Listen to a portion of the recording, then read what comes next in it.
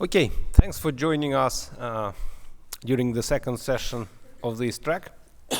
On stage, we have Alexandra Burris from G-Data, who has some samples to show us of smartphones which has pre-installed malware. And that's the presentation he's going to give us. So please welcome Alexander. Thank you very much.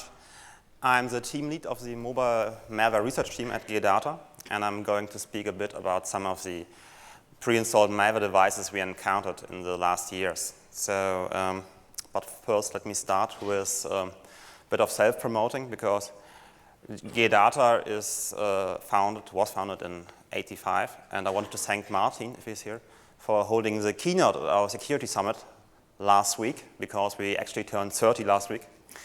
And especially I wanted to thank him for allowing me to show some slides, because we had some problems at our side there. So we turned 30, and I think we are one of the oldest companies and probably one of the biggest, because we have 60,500 employees worldwide. But sadly, this mostly are bees which produce the honey you get last night at the reception with the honey pots. So we have 500 humans doing the work, and we are all mostly based in Bochum. So let's start with the talk. The agenda for today is a bit of background story, the Star 9500 device we encountered starting of 2014. I will go then into detail into some more malware, into some more samples and devices we gathered and saw in the last years.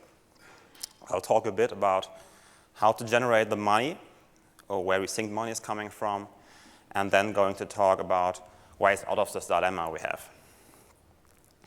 So, the Star N9500. This was the device that got things rolling for us. So, we are actually in the Android store with our mobile solution since the beginning of 2011, and encountered there a lot of malware from and outside the store. We saw a lot of things happening. We had a lot of different devices we had to deal with, and we have a very good communication with customers. We have a lot of ways they can contact us, and a lot of telephone support also. And when in the first quarter, 2014, a customer came to us and said, "I can't delete this malware, what's wrong, can you help me?" We stayed with him and said, "Okay, please give us more information." We talked with him. We wrote several emails. He was very forthcoming with information, thankfully. And as it turned out, the malware was installed in system apps. So this meant for us, we had no access to it. It was in the read-only memory, no right to do it for us. And then we looked further and saw there were many of the same devices with the same application, and that spiked our interest. And so we asked him, "Please give us more information. Where did you buy this device?" And he said, "Well, actually, I bought it from Amazon." And he sent us the link, Star N9500, 4 stars, 165 euros, so maybe something like $150. Specs look nice at the time. And it was ready to be shipped in 2 or 3 days. So we actually did directly buy it, and hadn't thought really much about it, because the device arrived 3 weeks later. It was shipped from Hong Kong. And we had actually to pay more money to the German customs, because they didn't like the device. As it turned out, we actually had the same malware on the device as the customer. So on it was UUPay. It was hidden as a Google Play Store service. It wasn't a Play Store service, it was a separate app, it just used the same name. It was running all the time, had extensive permissions to install applications, delete applications, restart applications, and so on. It started on boot and had read, write, and send SMS rights to play with SMS. So we read some reviews and talked with the customers, and they all said, well, after 3 weeks, the device started to acting strange, installing stuff and so on. And so we waited a bit, but nothing happened on our devices. But thankfully, the code was clear enough. So the device uploads some data, like the device ID, the EMI, MAC, SIM info, device hardware information, and so on to a server. And a response gets a timeout code when to call back to the server and a list of IDs from APKs to install from a hard-coded store. So, of course, we looked at the hard-coded store. And actually, in the third quarter last year, we downloaded 6,100 apps, and 20% turned out to not be clean. So for the conference, we downloaded some samples again, though the top list. This time only 4,400. Don't ask why the numbers, it's just random. And 30% nearly turned out to not be clean. So a lot of dangerous stuff in the store. Well, so we dig deeper. And probably you are now asking yourself, it's October the 1st, 2015, and he's talking about a device from 2013. Why should I care? Or why should we care?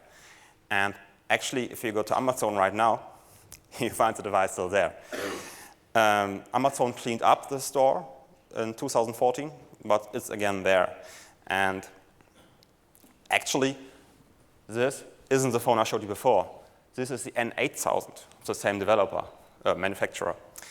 And it's a phone we also were recommended by a security researcher when we published our findings in 2014. It had the same APK installed. But then you can say, well, price, okay. Also good reviews, should be okay. We didn't buy the phone, but we looked at the reviews. And there was a very nice review in German, sorry, but I put out the important part in English here. 4 stars. What seemed odd to me, so, is the fact that the device appears to be rooted. That at least is information that I saw on the display when I tried to install an online banking app. So for security concerns, I decided against installing the online banking app. But still, he recommends the device. So reviews are kind of interesting somehow, and sometimes. Well, but now let's skip the background story and go to a bit newer times. So we promised you more devices and more malware, and here we go. Well, actually, sorry, back to the N9500 for a moment, because this was one device, and we had one signature detecting the sample. And our signature was for the DEX file in the APK, the compiled code. And this one signature we had to look at, and then we found that we already saw this one signature on over 100 different devices. And I see some guys now squirting their eyes to read this, and it's hard to read this, and I did it on purpose because I had a lot of bad time getting through this data, and I think you should do the same. It was not fun, and actually it's horrible because most of the data we got here is random garbled strings. So something like Srini maybe can be a device, but this actually is not usable. It's some version code. So the data we got to distinguish the devices is mostly not usable and doesn't lead to anything for us. So, of course, we digged further, and using the information we had on the manufacturers and the package names, the app labels, the server they connect to, and so on, we found even more devices and more devices. When we reached 250, we stopped because for us, we had enough information to go on, and we just wanted to do this first before getting even more samples and devices out there. So we took a moment to take a breath and to think about how this goes on, and we're still trying to dig through all of this. But actually, next thing happened, because in early 2015, the biggest German computer magazine, Computer Bild, wanted to do a review of a Xiaomi and a Huawei device to compare them. And when doing this, they found a very interesting Twitter application where the package name was spelled with 1 T. And it had a lot of scary permissions, and they asked us for help.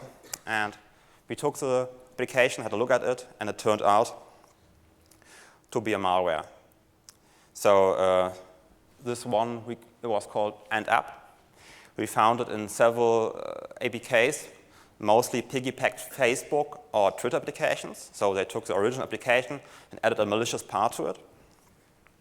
It also has extensive permissions, so it was able to install, delete, restart packages, receive on boot, user present, and so on.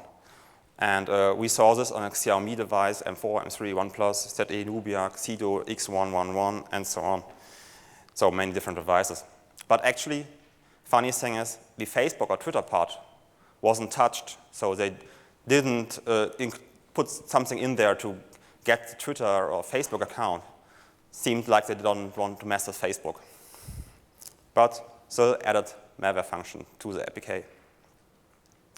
So the Xido X100, also a very nice device, where this sample was on, also on Amazon. Also with nice reviews. 1-star review this time. After a few days, it started to download by itself some battery apps and memory apps, and is now 3 times as slow. Yeah. Nice. Next device, next malware. Android Trojan downloader. It's a device from 2014 called Icebox. It's a very steady outdoor phone, and you can actually put a nail in the wall with it. And there was an application called Settings Provider on it. It had also some extensive permissions and daily notification that came up. And when we had a journalist in the house and showed him this device and talked about this device, he asked, what happens when you click on this notification? I said, well, the downloads APK. So we said, let's do this. We did it, and the first thing we got was a ransomware installed. So it was kind of nice. So I added something yesterday evening. The tool Android Graph measured a 95% code similarity to the sample from the checkpoint article 2 weeks ago of a brain test. So it seemed to like have a processor here. And I have to get into touch with checkpoint in some days probably to talk about and share some information. But also very nice malware. Could be do a lot of more things, but in our case only installed things when we click on the notification. So this was 3 devices, 3 samples, with a bit of background more. So now let's get into the money. So how does it generate money? How do people earn money by this? So actually you need to think, how does the device get to you? And most people just don't care. It could be a swallow carrying the device from the factory directly to the user. They don't care. Even if it's a European swallow or African swallow, no matter. And if they start to think a bit more about it, they realize it's a chain. Many people are involved. There's people handing the device to one another, and maybe they think like some kind of ad where people go and hear the device, give it to each other. But then, if they start digging more into it, it's actually some kind of mess. There are many people involved, many companies, many places where the device is, and somewhere in between that can be someone with a black hat. And actually, when you attended the keynote yesterday by Ross Anderson, he talked about a warehouse in Dubai where at night 2 people got into, took apart some point of sales terminals and added a cellular to them to steal credit card information. If they could do it with the soldering and opening these devices, why shouldn't they be able to open smartphones and connect something to them? And well, it wouldn't make sense to go into a warehouse full of devices with your bunch of laptops and connect everything. So there need to be special hardware for this. And actually, SecureList found something on the Chinese television in 2014. And this seemed to be a special purpose device to build to install software on Android smartphones in a quickly way. But this didn't prove anything to us, so we found something else. When we put our report out on the STAR and the malware report over the other devices 2 months ago, we also monitored the reaction from the public. And there was one publicly, in a public forum, an entry from someone. I think you can't read it, so I zoomed in a bit.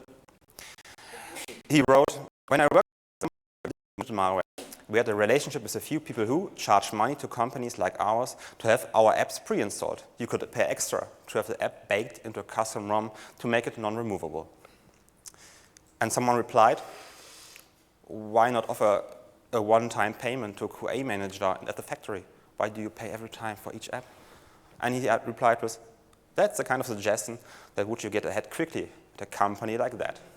So if you trust a random malware writer at a random public forum, this is 100% proof we have. So to be honest, there's another side we have to look at, because it's not only the malware outsource. This is a big ledger business model we have here. The buzzword you need to know is pre- and post-loading. There are companies out there trying to help you to decouple the hardware and the software process. So you are able to still ship your hardware when it's ready, even if software is not ready, and be able to just hopefully get the software done and roll it out before the device reaches the hands of the customer. So what the game community is called downloadable content with DLCs and gets paid extra for, can do here as well. And this company also provides services like app recommendations. So you can give the user the best device experience as possible by helping him to give him the best apps. And one company had an example saying that the movie company HBO paid them €1.20 per verified app install. That isn't much money for HBO probably, because the subscription is much more. But if you think in kind of a malware also, who earns €1.20 per install and is able to run 10,000 of installs, it was one mouse click, this makes sense. And this is also a new era of bloatware coming. So let's see what this brings. So what could be done against us? What could the manufacturers do? So the first thing is easy. If you have a device, you need to be sure that this is a device you really wanted to buy. Because what I didn't mention before, when we had the device, how could we be sure that this device is really what we want it to be? Is it really a Samsung, a Xiaomi? What is it? So, for example, Xiaomi provides an online page where you can verify the code of the device, so to be sure it's a 100% real device from them. And actually, there were some couple of cases in Germany some months ago where people bought their phones at night at a pub because it was a bargain. They were offered iPhones for €150, and then the next day it turned out to be some rip-off device with Android on it, just looking to be like an iPhone. So lesson learned, don't buy your device drunk at night at a pub. Next thing they could do, of course, the manufacturers here are sealing the device, so the packaging, so put a seal on it. And if your device gets shipped to you and the seal is broken, you should really think what to do next. Return it, ask why it's opened, was it opened, shipped to someone before, or be more careful. On the other side, if you're a user and you bought a phone, like I said, buy from a trusted source. You should check the reviews. There are many reviews for phones out there, and some are good, some are bad, but some will tell you there's a problem with the phone. Have a look for this. Of course, check the device for tampering. Check the origin of the device. Is this really the device you wanted? And, if possible, replace the firmware of the device with a stock ROM. I think 15 years ago, everyone told their friends, if you buy a new computer, wipe it, make a fresh Windows install. There's bloatware on it. And it seems we have the same now on Android. And of course, install a mobile security solution of a trusted source. So we have some time left, and one small thing I have, because all the devices I showed you are Android 4 devices, or earlier. And actually, I have here an Android 5 device. It's a Lenovo K3 Note from 2015. And it's a very nice device, great feature set for a really great price. You can get this in Europe. We are an online shop for something around 150, 160 euro, maybe 30 euros more if you have to pay customs. And I bought this device in an online shop, like I said, and it arrived 3 weeks later in this package. And actually now I think my neighbors are totally clear that I'm something of a drug lord, and at least for them this explains all the hoodies I own and the smartphones I have. But well, It was a very sturdy package, that's for sure. In it was the case. Also looked very nice, and the problem was it has a seal. The seal was broken. But, well, maybe there's a reason. And, of course, there is a valid reason in this case, because there was a quality control checklist. And I'm a nerd. I like checklists a lot. And there's a phone option. It's white. It has a charger. And, let me zoom into, there's a root checkbox. Firmware update will disable the super user. What? This is not checked, but it's good. They didn't touch the phone, I think. And actually, you could order a rooted phone for €4 extra, I saw later on. So we took the device into our lab, did the first analysis on all the installed applications, 500 megabyte of pre-installed apps, and 7 were flagged by our systems for further analysis. And 2 turned out to be a potentially unwanted program. 4 were clean applications, just triggering our heuristics in the first look at it. And 1 was a very special Google search application, which, when you search something, opened Yahoo. Seriously, come on. So we took it apart, and there were several ad networks in it, which upload a lot of data to the command and control server and to the ad networks. It was able to install various applications from different online sites, so it was really a lot of features it could do in this way, and it was able to show app walls. And we are still working on this because it has a lot more to offer for us and to dig into, and it's something will keep us going for the next weeks, I think. So actually, if you Google for this device, you quickly find more information, and you will find on the first hits articles about the device. For example, GIS China, which is saying it's a great device, perfect, but please, some shops pre-install some custom YBU ROMs, which include multi-language and Google Play services. While that might seem like a handy thing to have, it isn't, in fact, since those shop ROMs do not support over-the-air updates, come with a lot of bloatware, and run much slower than the original Lenovo stock ROM, and often include viruses, adware, and spyware. Yeah, so actually it's known that these phones have a problem. You are just supposed to clean them. And we did it. We took the phone, we installed the Lenovo ROM. It works perfect since. So the conclusion. There are at the moment many, many, many dirty phones out there. If you want to have your own, just buy some random phones on Amazon or on eBay, which are pretty cheap and have a nice feature set. The chances are great you find some applications to play with. On the other side, what I didn't tell you before, on most phones, there was not only one application. There were several applications who were very interesting to have a look at. So one phone often leads to many other phones you can do your work with. So that's it for my part. If you have questions, shoot. Thank you, Alexander. So please wait for the microphone. Raise your hand. Anyone?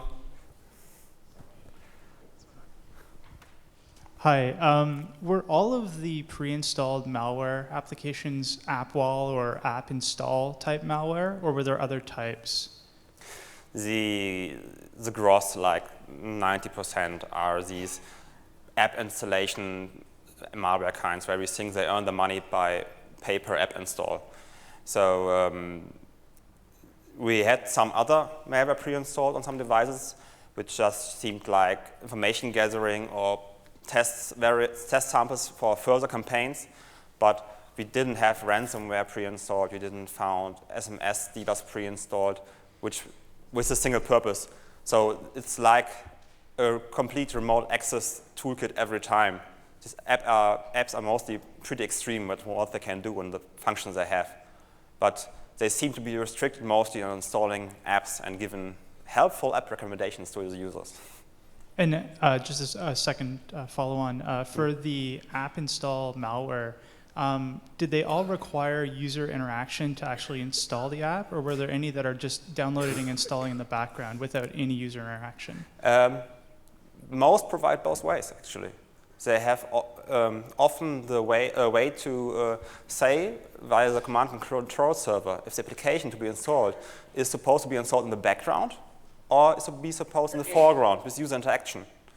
And some even go so far that they have code included and just check on a daily routine for a script from a server they download and execute with root. So some malware had a method which every time for an update downloads the script, which then remounts a complete file system with write permissions, installed everything everywhere, and then unmounts it again. So both cases, but mostly in the background. Another question? I had a question. Did you report these instances to Amazon? Because it seems like most smartphones, booby-trapped ones, come from there. And if you did, what was their response? Amazon was really interested. So when we did this thing in 2014, they had a lot of cleanup. They removed the devices and actually refunded several of the buyers the money when they couldn't get in contact with the seller to chance it. So they were interested because it puts a bad light on them and they're active in doing stuff there. Do you know how distribution of used smartphones or booby-trapped smartphones compares between Amazon and, say, eBay? No, do sorry. bad players prefer Amazon because it's more mass market, perhaps? I can only answer with a gut feeling I have, not real data.